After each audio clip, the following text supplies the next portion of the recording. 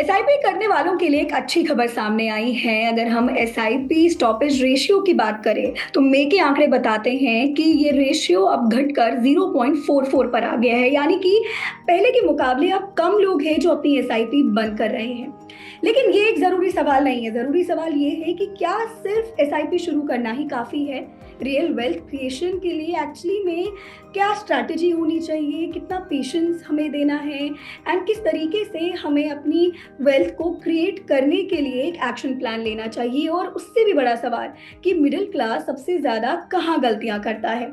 तो इन्हीं सभी सवालों पर बात करने के लिए अभी हमारे साथ जुड़े हैं जाने माने finance expert Pankaj Matpal sir. Hi sir, welcome to Zee business. मम्मी, थैंक यू वेरी मच मुझे बुलाने के लिए इस शो पर।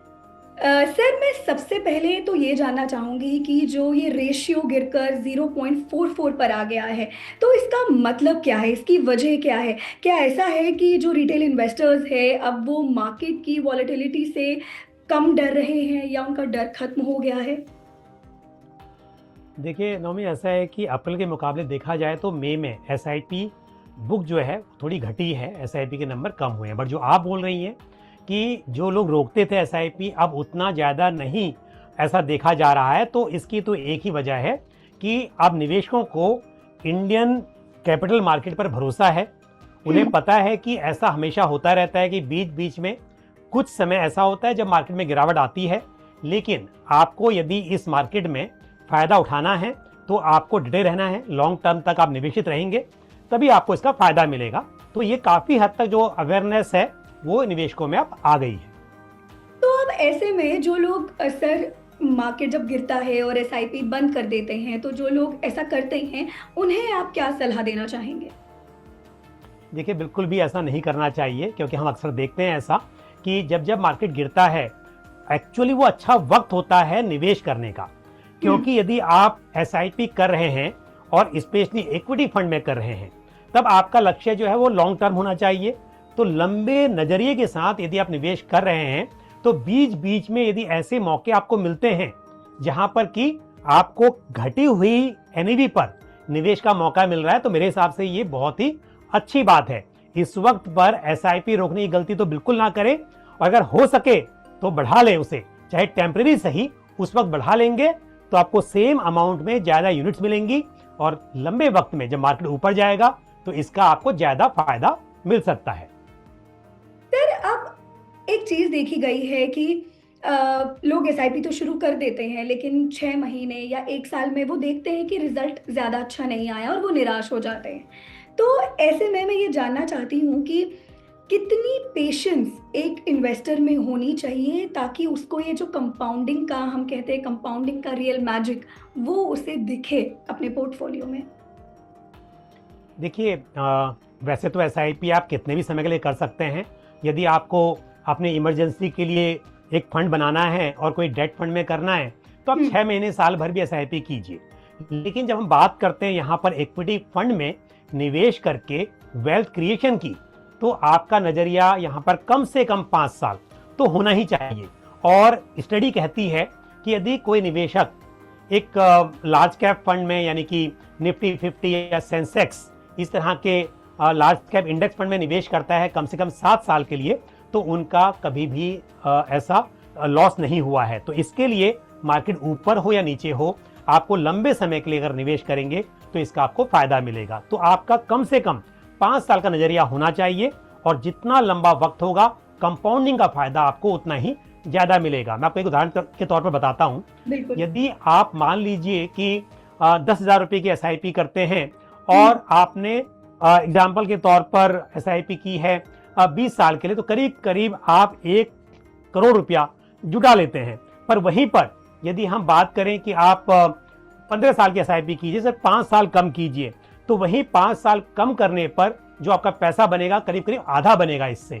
तो इसके लिए जितना लंबा वक्त होता है, बाद का जो वक्त होता है ना, उसमें आपकी ग्रोथ ज्यादा दिखाई देती है। तो इसके लिए आप जितना लंबा वक्त रख सकें, हर एक एक साल बाद में आपको बहुत ज्यादा वेल्थ क्रिएट करने में मदद करेगा। तो आप अब इस प्रोसेस में जो आपने कहा कि एक लंबा समय होना चाहिए, एक लंबे टेन्योर के लिए हमें लेना चाहिए, एक एसआईपी करवाना चाहिए, तो ऐसे में सर एक फिक्स्ड एसआईपी प्लान ही काम आएगा, या इसमें स्टेप अप होना या गोल बेस्ड इन्वेस्टिंग होना ज़रूरी है? और जो स्टेप अप है अगर वो फ़ायदेमंद है तो कितना फ़ायदेमंद है? उससे एक निवेशक को कितना फ़ायदा मिलेगा, अगर आप वो हमें समझा सकें?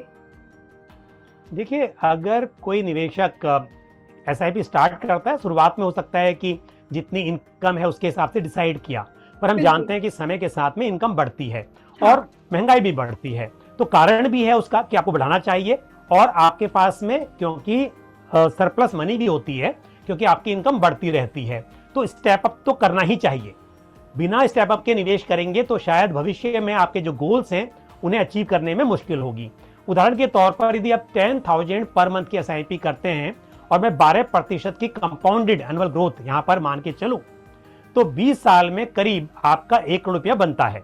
लेकिन वहीं पर यदि आप 10% से स्टेप अप कर दें तो वही 20 सालों में आपका लगभग 2 गुना, यानी कि पहले अगर हम कैलकुलेट करें तो 92 लाख के आसपास आता है, और अगर हम स्टेप अप कर दें तो 1 करोड़ 86 लाख के आसपास, तो ऑलमोस्ट 1 करोड़ का 2 करोड़ हो जाता है यदि आप 10% से स्टेप अप करते हैं।